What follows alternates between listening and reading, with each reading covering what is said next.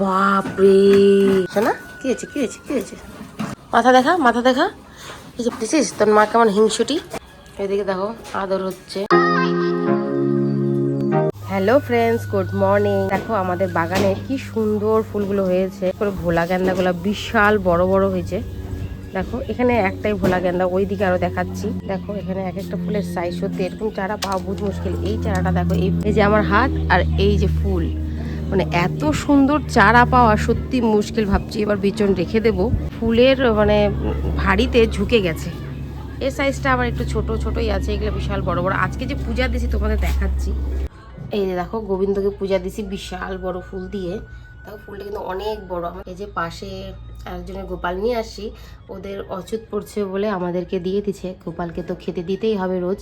আমাদের বর্তমানে আর ফুল কিনতে হয় না, এই ফুল দিয়ে পূজা হয়ে যায়। আর কয়েকদিন পরে যখন গাঁদা ফুলগুলো নষ্ট হয়ে যাবে, তখন এদিকে আবার আমাদের জবা গাছ বানাই বলে এক একটা গাছে 40-50টা করে ফুল হয়। তখন তো আরও ফুলের অভাব হয় না। জবা নানান ধরনের হয়, সাদা কালার, হলুদ কালার, ওগুলা দিয়ে পূজা হয়ে যায়। আর এদিকে সাদা ফুল তো হয়। তো চলো। সুন্দরী কি রে সুন্দরী, তো দানা খেতে দেয়নি।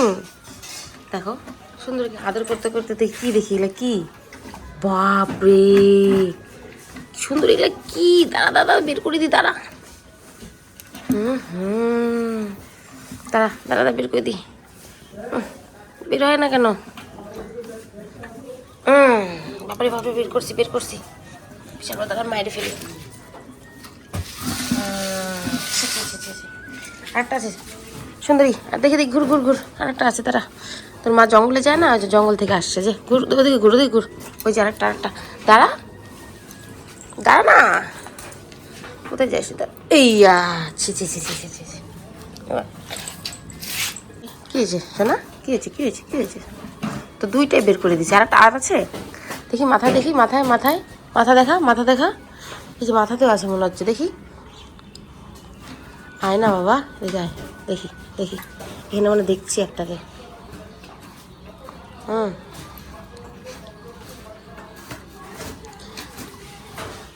দেখছিস তোর মা কেমন হিংসুটি, সব খায় নিল দেখছিস। আয় আমার কাছে আয় সুন্দরী, আয় সুন্দরী আয় এখানে আয়। ওই শোন না, এদিকে আয় না। ও আসবি না তো, ঠিক আছে যা তোর মার কাছে যা। এদিকে দেখো আদর হচ্ছে। দেখছো আমাদের চঞ্চলার বার্থ, দেখছো মানে রিসেন্ট দিয়েই দিবে। আজকে গোটা রাতটা পার হবে, কালকে যে দিন হবে, তারপরে যে রাত, তার যে ভোরটা মনে হয় তখন দিয়ে দিবে। আমার মনটা বলতেছে, মন বলতেছে এর থেকে বেশি জানি না কি হবে, হয়তো চান্স আছে বেশি। তোর খাওয়াই যে বাহ চেক করে চকাচক করে দিছি। চলো তোমাদের আমি একটা জিনিস দেখাই।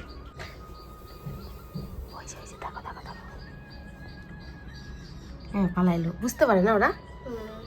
তো আজকে সকালবেলা একটা কাণ্ড হয়েছে। বর লালিকে নিয়ে গেছে মাঠে, তো জানি না কেমন করে বাঁধ দিয়েছে, অনেকটা পিছনেই বান্ধা হয়েছিল। সুন্দরী গেছিলো, লালিও গেছিলো। তো ফট করে স্নান করে আসি, পূজা দিব, ঠিক তখন কি পুরো সুন্দরী দৌড়া দৌড়া আসতেছে। এবার দেখো ওর পিছনে আমার মা মানে ছুটে গেছে সীতা ঘরে। তো আর পরে আর বাইরে দেয়নি, ওগুলো ঘরেই আছে। সুন্দরী যখন রেস্ট করতেছে।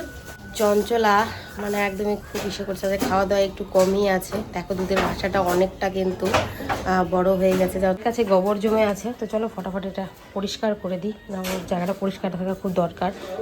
ঠিক আছে, ওর জায়গাটা দেখো না কি অবস্থা হয়েছে। এগুলো ফটাফট পরিষ্কার করে দিই, করে ওদেরকে একটু করে আবার খড় দিয়ে দিই।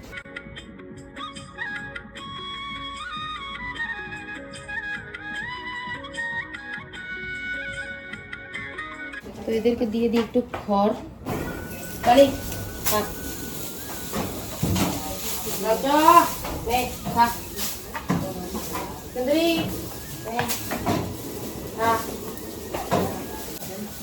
কে দিয়ে দিলাম পোয়াল। আমাদের সুন্দরী খাচ্ছে চঞ্চলার কাছ থেকে। এখন দুপুর টাইম, দানা আমাদের হয়ে গেছে, একটু পরে সবাইকে আস্তে আস্তে করে খেতে দেবো। তো এই জায়গাটা পরিষ্কার করে দিলাম।